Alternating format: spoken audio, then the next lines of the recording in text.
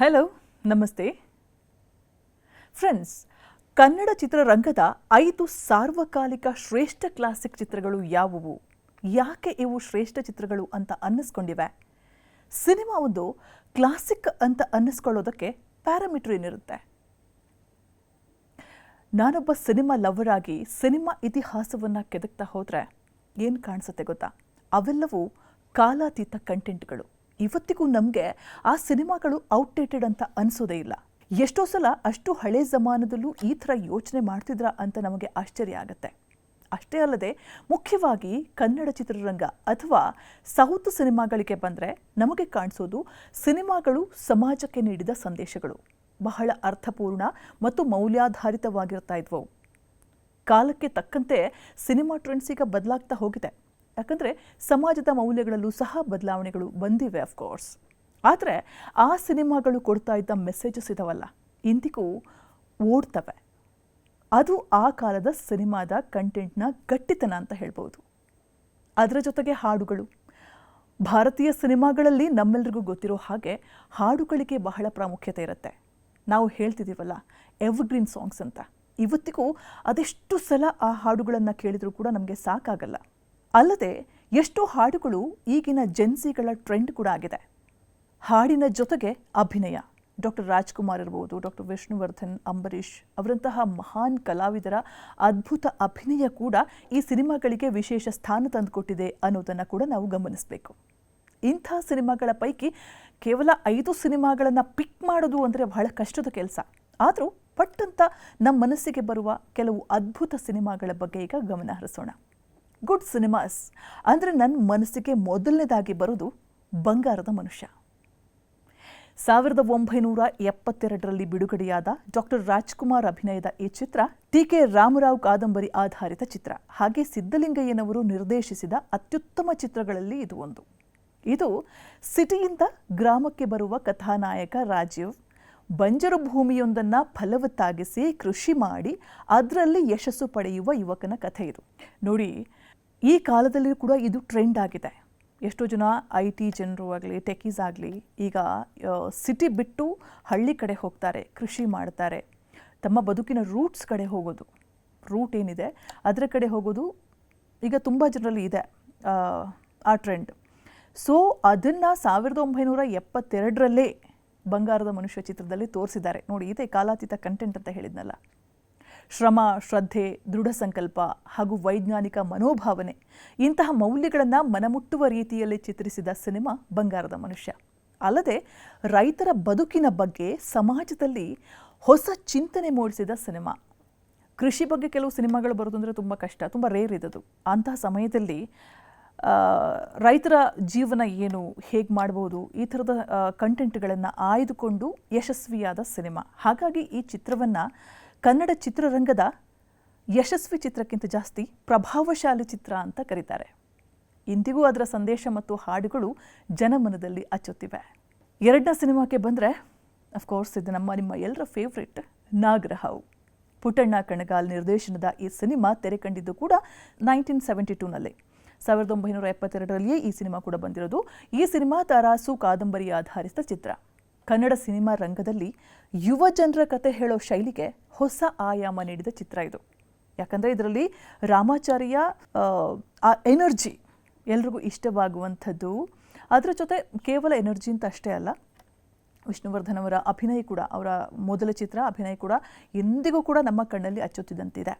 ಅದರ ಜೊತೆ ಒಂದು ಎಮೋಷನಲ್ ಕಂಟೆಂಟ್ ಕೂಡ ಇತ್ತು. ಇದರಲ್ಲಿರೋ ಹಾಡುಗಳ ಜೊತೆ ಚಾಮಯ್ಯ ಮೇಷ್ಟ್ರು ಮತ್ತು ರಾಮಾಚಾರಿಯ ಸಂಬಂಧ, ಗುರು ಶಿಷ್ಯರ ಸಂಬಂಧ ಹೇಗಿರಬೇಕು ಅನ್ನೋದನ್ನು ಕೂಡ ತೋರಿಸಿದಂಥ ಸಿನಿಮಾ. ಮೂರನೇ ಸಿನಿಮಾ ಕಸ್ತೂರಿ ನಿವಾಸ. 1971ರ ಸಿನಿಮಾ ಇದು. ಡಾಕ್ಟರ್ ರಾಜ್ಕುಮಾರ್ ಅವರ ವೃತ್ತಿ ಜೀವನದ ಅತ್ಯುತ್ತಮ ಅಭಿನಯಗಳಲ್ಲಿ ಒಂದು ಅಂತ ಪರಿಗಣಿಸಲ್ಪಡುವ ಸಿನಿಮಾ. ರಾಜ್ಕುಮಾರ್ ಅವರ ಅಭಿನಯ ಅಂದರೆ ನಮಗೆ ಗೊತ್ತೇ ಇದೆ. ಪ್ರತಿ ಸೀನಲ್ಲೂ, ಪ್ರತಿ ಸಿನಿಮಾದಲ್ಲೂ ಸಹ ಅವರು 100% ಕೊಡ್ತಾರೆ. ಅದರಲ್ಲೂ ಕೂಡ ಈ ಸಿನಿಮಾ ಅವರ ಕರಿಯರ್ನ ಬೆಸ್ಟ್ ಸಿನಿಮಾ ಅಂದರೆ ಯೋಚನೆ ಮಾಡಿ ಹೇಗಿರಬಹುದು ಅವರ ಅಭಿನಯ ಅಂತ. ಇದರಲ್ಲೂ ಕೂಡ ಬರೋದು ಮಾನವೀಯತೆ, ತ್ಯಾಗ ಮತ್ತು ಉದಾರತೆಯ ನಿಜವಾದ ಅರ್ಥ ಈ ಸಿನಿಮಾದಲ್ಲೂ ಕೂಡ ತೋರಿಸಿರೋದು. ರವಿವರ್ಮ ಅನ್ನೋ ಉದ್ಯಮಿಯ ಪಾತ್ರದಲ್ಲಿ ರಾಜ್ ಅವರು ಅದ್ಭುತ ನಟನೆ ಮಾಡಿದ್ದಾರೆ. ಈ ಸಿನಿಮಾ ಆ ಕಾಲದಲ್ಲಿ ತಮಿಳು ಮತ್ತು ಹಿಂದಿಗೆ ರೀಮೇಕ್ ಆಗಿತ್ತು. ಈ ಚಿತ್ರ ತೆರೆ ಕಂಡಾಗ ಅಷ್ಟೊಂದು ಅಗ್ರೆಸಿವ್ ಆಗಿ ಪ್ರದರ್ಶನ ಕಾಣದೇ ಇದ್ರೂ ಕೂಡ ನಂತರದ ದಿನಗಳಲ್ಲಿ ದೊಡ್ಡ ಮಟ್ಟದಲ್ಲಿ ಹಿಟ್ ಆದಂಥ ಚಿತ್ರ ಇದು. 25 ವಾರ ಓಡಿದ ಸಿನಿಮಾ. 4ನೇ ಸಿನಿಮಾ ಬೆಟ್ಟದ ಹೂ. ಈ ಸಿನಿಮಾ 1985ರಲ್ಲಿ ಬಂದಂಥ ಸಿನಿಮಾ. ಶಿಕ್ಷಣದ ಕನಸನ್ನು ಸಾಕಾರಗೊಳಿಸಲು ಹೋರಾಡುವ ಬಡ ಹುಡುಗನ ಬದುಕನ್ನು ಮನಮುಟ್ಟುವ ರೀತಿಯಲ್ಲಿ ಚಿತ್ರಿಸಿದ ಈ ಸಿನಿಮಾ ಪ್ರೇಕ್ಷಕರ ಹೃದಯ ಗೆದ್ದಿತ್ತು. ಇದರಲ್ಲಿರೋ ಸರಳ ಕಥೆ, ನೈಜ ಅಭಿನಯ ಮತ್ತು ಭಾವನಾತ್ಮಕ ನಿರೂಪಣೆಯಿಂದ ಈ ಚಿತ್ರ ಕನ್ನಡದ ಅತ್ಯುತ್ತಮ ಚಿತ್ರ, ಹಾಗೆಯೇ ಅತ್ಯುತ್ತಮ ಮಕ್ಕಳ ಚಿತ್ರ ಅಂತ ಜನರ ಮನಸ್ಸಲ್ಲಿ ಉಳಿದಿದೆ ಇಂದಿಗೂ ಕೂಡ. ಇದರ ಡೈರೆಕ್ಟರ್ ಲಕ್ಷ್ಮೀನಾರಾಯಣ್ ಅವರು. ಲಕ್ಷ್ಮೀನಾರಾಯಣ್ ಸರ್ ನಿರ್ದೇಶನದ ಜೊತೆಗೆ ಚಿತ್ರಕಥೆಯನ್ನು ಕೂಡ ಹೆಣೆದಿದ್ರು. ಸಿನಿಮಾದಲ್ಲಿ ರಾಮು ಪಾತ್ರ ಬಹಳ ಅದ್ಭುತವಾಗಿರುವಂಥದ್ದು. ರಾಮು ಪಾತ್ರದಲ್ಲಿ ಅಭಿನಯಿಸಿದ್ದು ಡಾಕ್ಟರ್ ಪುನೀತ್ ರಾಜ್ಕುಮಾರ್ ಅವರು. ಪುನೀತ್ ರಾಜ್ಕುಮಾರ್ ಬಾಲಕಲಾವಿದನಾಗಿ ನಟಿಸಿರುವ ಚಿತ್ರ. ಈ ಚಿತ್ರಕ್ಕೆ ಅವರಿಗೆ ರಾಷ್ಟ್ರೀಯ ಅತ್ಯುತ್ತಮ ಬಾಲನಟ ಪ್ರಶಸ್ತಿ ಕೂಡ ಸಿಕ್ಕಿದೆ. ಅದಲ್ಲದೆ ಈ ಸಿನಿಮಾ ಕಥೆ, ನಿರ್ದೇಶನ, ನಟನೆ ಎಲ್ಲದರಲ್ಲೂ ಕೂಡ ಪ್ರಶಸ್ತಿ ಬಾಚಿದೆ. ಇದರಲ್ಲಿ ಎಫೆಕ್ಟಿವ್ ಆಗಿ ಕಾಣಿಸೋದು ರಾಮು ಅನ್ನೋ ಬಡ ಹುಡುಗನ ಕಥೆ. ರಾಮುಗೆ ರಾಮಾಯಣ ಪುಸ್ತಕ ಓದಬೇಕು ಅನ್ನೋ ಆಸೆ, ಅದನ್ನು ಕೊಂಡುಕೊಳ್ಬೇಕು ಅಂತ. ಒಂದ್ಸಲಿ ಅಮೆರಿಕದ ಒಂದು ಟೀಚರ್ಗೆ ಆರ್ಕಿಡ್, ಬೆಟ್ಟದಿಂದ ಹೋಗಿ ಆರ್ಕಿಡ್ ಹೂ ತಂದು ಕೊಡ್ತಾನೆ. ಅದಕ್ಕೆ ಖುಷಿಯಾಗಿ ಟೀಚರ್ ಅವನಿಗೆ 10 ರೂಪಾಯಿ ಕೊಡ್ತಾನೆ. ಆ 10 ರೂಪಾಯಿಯನ್ನು ಹಿಡ್ಕೊಂಡು ಇದರಲ್ಲಿ ರಾಮಾಯಣ ಪುಸ್ತಕ ಖರೀದಿಸಲು ಅಥವಾ ಮನೆಯವರನ್ನ ಚಳಿಯಿಂದ ರಕ್ಷಿಸಬೇಕು ಅಂತ ರಾಮು ಯೋಚನೆ ಮಾಡ್ತಾನೆ. ಯಾಕಂದರೆ ಕಡು ಬಡತನ, ಮನೆಯಲ್ಲಿ ಹೊದ್ಕೊಳ್ಳೋಕ್ಕೆ ಹೊದಿಕೆ ಕೂಡ ಇರೋದಿಲ್ಲ, ಚಳಿಗಾಲ. ಏನು ಮಾಡಬೇಕು ಅಂತ ಗೊತ್ತಾಗದೆ ಕೊನೆಗೆ ಹೊದಿಕೆನೇ ಕೊಂಡ್ಕೊಳ್ತಾನೆ. ರಾಮುವಿನ ನನಸಾಗದ ಕನಸಿನ ಕಥೆ ಹೇಳುವಂಥ ಅದ್ಭುತ ಚಿತ್ರ ಇದು. 5ನೇ ಸಿನಿಮಾ ಭೂತಯ್ಯನ ಮಗ ಅಯ್ಯು. ಎಲ್ಲ ಕಾಲಕ್ಕೂ ಸಲ್ಲುವ ಸಿನಿಮಾ ಭೂತಯ್ಯನ ಮಗ ಅಯ್ಯು. ಇದು ಕೂಡ ಅಗೇನ್ ಸಿದ್ದಲಿಂಗಯ್ಯನವರೇ ಕ್ರಿಯೇಟ್ ಮಾಡಿದಂಥ ಒಂದು ಮಾಸ್ಟರ್ ಪೀಸ್.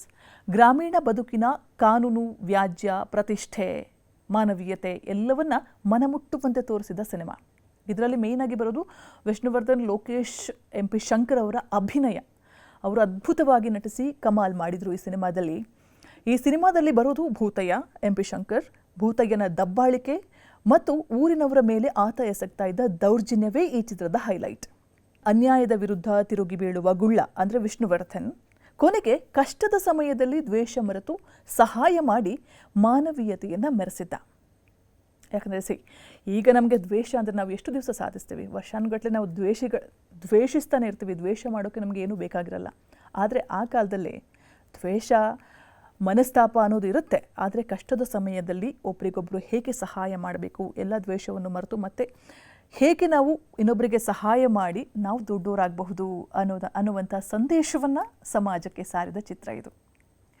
ನೋಡಿದ್ರಲ್ವಾ ಕ್ಲಾಸಿಕ್ ಚಿತ್ರಗಳು ಅಂತ ಅಂದರೆ ಹೇಗಿರ್ತವೆ ಅಂತ. ನೀವು ಕೂಡ ಈ ಸಿನಿಮಾಗಳನ್ನು ಖಂಡಿತ ನೋಡಿರ್ತೀರ. ನೋಡಿಲ್ಲದೆ ಇದ್ದರೆ ದಯವಿಟ್ಟು ಈ ಸಿನಿಮಾಗಳನ್ನು ಮತ್ತೊಂದು ಸಲ ನೋಡಿ. ಈ ಸಿನಿಮಾಗಳು ಕನ್ನಡ ಚಿತ್ರರಂಗದ ಬೆಳವಣಿಗೆಗೆ ಹೊಸ ದಿಕ್ಕು ನೀಡಿದ ಸಾಂಸ್ಕೃತಿಕ ಮೈಲಿಗಲ್ಲುಗಳು ಅಂತ ಹೇಳ್ಬೋದು. ಅದಕ್ಕಾಗಿ ಇವುಗಳನ್ನು ಇಂದಿಗೂ ಕನ್ನಡ ಚಿತ್ರರಂಗದ ಶ್ರೇಷ್ಠ ಕ್ಲಾಸಿಕ್ ಚಿತ್ರಗಳು ಅಂತ ಕೇವಲ ಪರಿಗಣಿಸಲಾಗ್ತಿಲ್ಲ, ಗೌರವಿಸಲಾಗುತ್ತೆ. ನಮಸ್ಕಾರ. ನಿರ್ಭೀತ, ನಿಷ್ಪಕ್ಷಪಾತ, ವಿಶ್ವಾಸಾರ್ಹ ಸುದ್ದಿಗಳಿಗೆ ಹೆಸರಾಗಿರುವ ನ್ಯೂಸ್ 18 ಕನ್ನಡ ಈಗ ಆಪ್ನಲ್ಲೂ ಲಭ್ಯವಿದೆ. ದಯವಿಟ್ಟು ಇಲ್ಲಿರುವ QR ಕೋಡ್ನ ಸ್ಕ್ಯಾನ್ ಮಾಡಿಕೊಂಡು ಆಪ್ ಡೌನ್ಲೋಡ್ ಮಾಡೋದಕ್ಕೆ ಮರಿಬೇಡಿ. ನಿಮ್ಮ ಬೆಂಬಲ ಹೀಗೆ ಸದಾ ನಮ್ಮೊಂದಿಗಿರಲಿ. ಧನ್ಯವಾದ.